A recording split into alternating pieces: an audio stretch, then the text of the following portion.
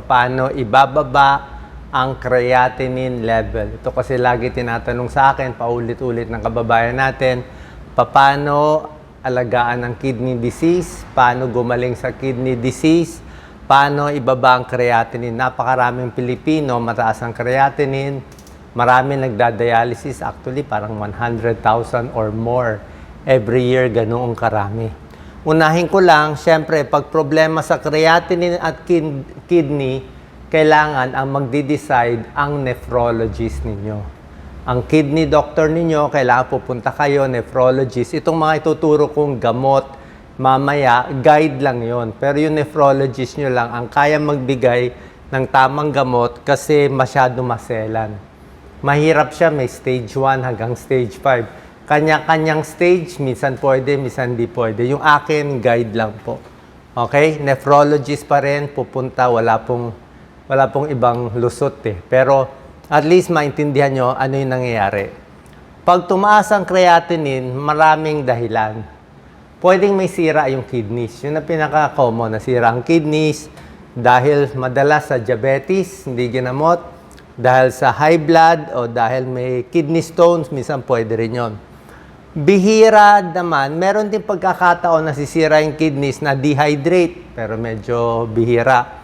Meron naman nasira yung kidneys dahil sa pain reliever. Diba sinasabi ko sa'yo, ingat tayo sa mga mefenamic acid at iba pang pain reliever. Nangyayari din yon, although hindi ganoon ka-common. So, ang creatinine, waste product yan ng katawan natin. Okay, yung kidney siya na nag-filter ng creatinine. So, pag nasira kidneys natin, mag-iipon ng creatinine sa dugo. Ito ang normal creatinine level sa lalaki, sa babae, mga ganyan. On the average, 0.6 to 1.2 sa lalaki milligrams per DL, 0.5 to 1.1. So, mga ganyan, 1.2, 1.1. Pag tumaas dito sa number na to, umabot na mga 1.5. Ganon, kabado na tayo, mataas na yun eh. O, dapat mga 1.1, gusto nga natin mas mababa pa. So, minsan kasi, pag tumaas po yan, mahirap na ibaba. Parang stage yun eh. Pag nag 1.5 na siya, mahirap na ibaba sa 1. Pag umabot na siya ng 2 o 2.5, mahirap na siya ibaba sa 2. Pag umabot na siya ng 3, mahirap na siya ibaba. Para siya hagdanan pataas ng pataas. Kaya gusto natin, mababa lang siya. Tuturo natin. Ito yung mga basic technique, mamaya tuturo ko. Tubig, sapat na tulog, iwas sa sobrang exercise. Isa-isahin natin. So, yan ang mga possible causes, kidney disease, heart disease, sobrang exercise. Pwede rin mag-kidney failure.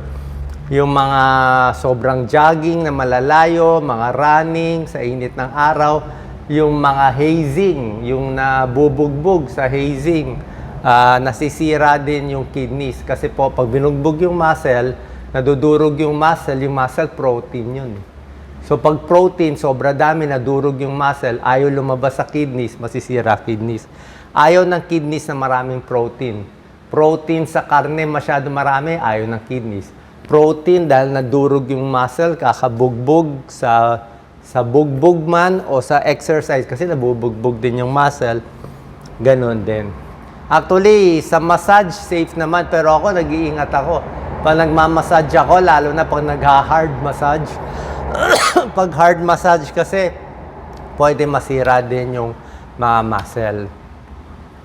Symptoms ng kidney disease, syempre mahina na umihi, namamaga, sumasakit ang ulo, naha-high blood. May stage ng kidney disease, 1, 2, 3, 4, 5, ayan. Pag stage 1, medyo baka normal creatinine o medyo tumataas na. Stage 2, stage 3, mas mataas pa yung creatinine. Yung stage 4, halos papunta na sa dialysis, mataas na creatinine yan. At may stage 5 pa. Actually, may ibang test pa ginagawa yung doktor. Tayo lang para shortcut, creatinine na lang basis natin. Yan, no, tumataas ang creatinine, depende sa stage. Yan. So, pag umpisa ka pa lang, siyempre, ganito tayo, mga no smoking, no alcohol, healthy pagkain, ayan, no? Pag stage 2, stage 3, ayusin na gamot sa high blood, sa diabetes. Stage 4, stage 5, ayan, dialysis na siya. Nagpro-progress kasi siya. Gusto natin mabagal. O baka possible, bali mo, bumaba pa konti.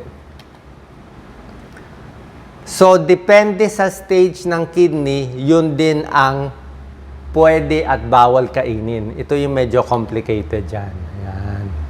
Number 1, tubig pa rin talaga. Healthy, hindi healthy, bawal dehydrated. Kailangan maraming tubig iinumin natin. Minimum 8 glasses of water. Pag yung mga stage 1, stage 2, o yung misa nga stage 2, stage 3, depende sa kidney doctor niya, papainumin ka at least 3 litro. Ideal, mga 3 liters, 12 glasses of water in a day, ihi ng ihi, inom ng inom para hindi tumaas ang creatinine. Yan ang isang strategy. Pero doktor niya magsasabi. Tulog, kailangan sapat. Pagpuyat, hindi rin maganda. Sobra exercise, ingat din. Sobrang pagod, nahihirapan ng kidneys, baka madurog din yung mga muscle natin. Ayan, no? Tapos, itong mga pagkain, tanong nyo sa doktor nyo. Pero bibigyan ko lang kayo ng guideline. Basically, yung bawas alat, lahat naman dapat bawas alat eh. Obvious yun, bawas alat. Ngayon, bawas alat, lahat pwede bawas alat. Bawas protina, halos lahat din pwedeng bawas protina. Pag mataas creatinine, bawas alat, bawas protein. Protein, yung karne, mas konti. Kung pork chop, maliit lang. More giniling, hindi pwede yung steak na napakarami. Ang pwede rang gulay, prutas, isda, mas okay yon. Munggo, pwede. Vegetable protein, tokwa, pwede. Pagdating dito sa dalawa, depende. Ito yung may issue eh. Potassium and phosphorus. Mamaya explain ko sa inyo.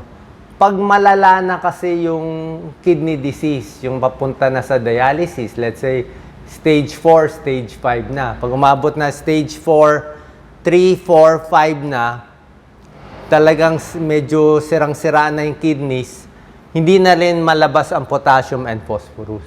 So, tataas to. So, pag umabot stage 3, stage 4, nakita sa blood test, tumataas to, marami ng mga healthy foods na may potassium o may phosphorus na bawas na rin. Pero basically, kung sa normal na tao, pwede to lahat. Maganda nga yung maraming potassium eh. Okay naman yan eh. Di ba tinuturo ko sa inyo, saging, healthy. Kaya lang yun na nga, pag sirang-sira na yung kidneys, iba ng usapan yan. Low salt. Lahat yan, kailangan low salt para bumaba blood pressure, hindi magmanas. For everyone yan. High protein for everyone. Yan, ang bawal malalaking karne. Pag maraming karne, parang napapagod ang kidneys. Nahihirapan siya. Tsaka maraming protein, mas tumataas yung creatinine. Tingnan nyo, baguhin nyo lang yung diet nyo. Tanggalin lang to, bawasan, tanggalin lang to. Baka bumaba creatinine nyo bigla, magulat kayo. Pag nag-vegetarian kayo, kung gusto nyo vegetarian diet, dagdagan nyo lang ng vitamin B12, konting vitamins lang. Paalam nyo sa doktor nyo, baka biglang bumaba creatinine nyo, magulat kayo. Merong ganyan, no? Yan, no? Healthy lang, o lemon lang, orange lang. Ayan, no? Pag talagang bawas mantika, kaya may mga doctors nire-recommend vegetarian diet, eh, kung kaya. Pero kung gusto nyo konting karne, konting isda, pwede rin naman. Plant-based food, ito yung sinasabi natin, vitamin C rich, hindi bawal yan. Baka makatulong yan, baka bumaba creatinine nyo. I-check nyo. Pag pumayat konti, biglang ayusin nyo pagkain nyo, bawasan chichirya, bawasan yung mga alat. Yan, no? Bawas alat. Tamang isda, yan, konting protein, maraming gulay. Basahin yung label kung masyado maalat o matataba. Ito ang issue, phosphorus at potassium. Like itong potassium, healthy ang potassium eh. Potassium, saging, patatas, gulay, lahat yan, healthy. Pero yun nga sinasabi ko, para lang doon sa grupong stage 3, stage 4 na mataas na talaga creatinine, tumataas potassium, pinabawasan na rin siya. Okay? Pati phosphorus din. Pag tumaas na rin to, bawas na rin. Phosphorus, mga soft drinks eh. Ayaw naman natin soft drinks eh. Dark colored soft drinks, mga karne, mga processed meat, keso, gatas, chocolate, meron ding mga phosphorus eh. Ito talaga naman nililimit eh. Dark colored soda. Di iwas tubig na lang tayo. Lahat ng junk food, alat eh. Pickles, olives, maalat eh. Dairy products, actually healthy naman dapat. Pero yun na nga, pag malala, paalam nyo muna sa doktor nyo. Processed meat, mga karne, bawas lang. Herbal supplement, tsaka vitamins, paalam nyo muna sa doktor nyo. Pag mataas ang creatinine, huwag na basta-basta iinom ng vitamins at supplements. Paalam nyo muna. Matataba, iniiwasan din. Herbal tea, walang pag-aaral, pero wala namang masama. Tsaa, chamomile tea. Okay, hindi masama, baka mabuti, tubig pa rin naman to kung tinatamad kayo sa tubig lang. Yung mga may creatine supplements, ito yung mga bodybuilder. Actually, sa healthy na tao, wala naman dapat problema uminom ng ganito, pampalaki ng muscle, sa healthy na tao. Pero pag tumataas na ang creatinine nyo, may problema na kayo sa creatinine, mas maganda wag na lang. Nakakataas rin to ng creatinine. Protein kasi siya. Yung mga protein shake, protein bar, protein drink, yung mga high protein. 'Di ba? Yung iba gusto pa mag high protein ngayon, 'di ba? Hindi na kumakain ng kanin, puro karne, puro Korean barbecue, puro all you can eat, bawal po lahat 'yun. Mataas ang creatinine, bawal. Gusto ng fried chicken, fast food, 3 piraso, 4 na piraso, maraming gravy, bawal na. 'Di ba? Kasi mataas na yung ano eh. Gusto mo 1 piraso, saka lutong bahay lang. Kasi ang fast food, fried chicken, hindi nyo lang alam, sobra-sobra alat. Yung breadings niya, aabot kayo ng 1,000 milligrams of salt. 1,000 milligrams of salt ang fast food fried chicken na gusto natin, 1-piece chicken and rice. Pero yung fried chicken natin sa bahay, tayo lang nagluto, konting-konti lang ang salt, baka 100 milligrams lang of salt. So, 10% lang yung asin ng lutong fried chicken sa bahay, mas 10 times more asin basta sa fast food. Antibiotic, painkiller, paalam mo na sa doktor. May antibiotic na medyo ingat sa kidneys, lalo na yung pain reliever. Sinasabi ko sa inyo, may phenopic acid at iba pang mga ibuprofen. Kahit aspirin, paalam nyo muna kasi pwede makasira ng kidney. Gamot sa diabetes, kailangan nyo inumin. Katulad nito, ito isang gamot eh. Repaglinide. Marami namang gamot. Paalam kayo sa diabetes specialist, endocrinologist, pati sa nephrologist nyo. Kung mataas ang sugar, lalong masisira ang kidneys. Gusto mo controlled blood sugar. Pag controlled blood sugar, mas hindi tataas ang kidney disease. Kasi nga, number 1 cause ng kidney failure at dialysis ay ito, diabetes ang number 1 cause. Number 2 cause ng kidney failure sa Pilipinas, high blood. Yan, no? Kaya may mga gamot sa high blood, nakakatulong itong mga ACE inhibitor na may pril. Enalapril, captopril, lisinopril, benazepril, lahat yan. May tulong na sa high blood, may tulong din sa kidneys. Pero, doktor nyo lang magbibigay. Pwede ito pang stage 1, stage 2 kidney disease. Pag stage 3, stage 4, timplahan na. Okay? So, maselan to eh. Maselan to. Pwede rin itong mga sartan, losartan, valsartan. Choose one dito eh. Pero doktor nyo magbibigay. Pwede makatulong sa kidneys, pwede makababa ng creatinine, possible siya. Meron mga pampataas ng dugo, erythropoietin, pag may sira na kidneys. Meron ding binibigay na ganitong gamot ang nephrologist nyo, pero nephrologist nyo na lang magbibigay. Kasi nga, low protein diet, merong isang keto analogs na binibigay nila.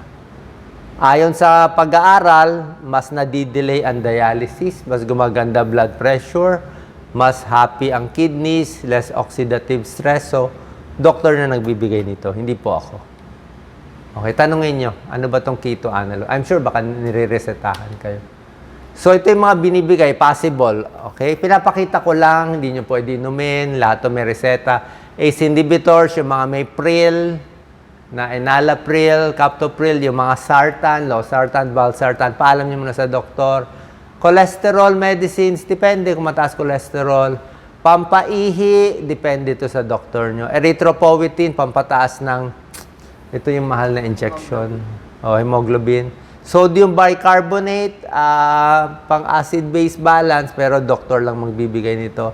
Para sa diabetes, yung mga gamot sa diabetes, either insulin or tableta, may tulong po yan. Basta doktor niya magbibigay. Pinapakita ko lang. At syempre, pag end stage, dialysis yung ano. Marami naman mahaba ang buhay sa dialysis. Mas maganda pa, kidney transplant. Pero yun ang pang-ending talaga. Marami yung mahaba buhay sa kidney transplant. Sa dialysis pwede rin, kaya lang mas maganda pa rin yung kidney transplant. Ano, nephrologist, pupuntahan ninyo. Lower creatinine. Final tips, tigil sigarilyo, tigil alak. Yung mga chichirya natin, pag pumunta ako sa supermarket, ilang linya, puro chichirya. Yung asin talaga, low salt, bawas sa salt, konti lang kainin, wag magpapataba, wag ma-high blood, wag mag-i-control diabetes, iwas sa pain relievers, ayan o, over the counter. Maraming tubig, lalo na pag mainit ng panahon. Ako sa hapon, parang nadi-dehydrate ako eh. Control diabetes and maintain healthy weight. Sana po nakatulong to para sa mataas ang creatinine. Punta tayo sa nephrologist nyo, siya ang masusunod. Yung akin ay guide lang po para maintindihan nyo yung binibigay na gamot at may guide kayo sa mga pwedeng kainin at bawal kainin. Salamat po.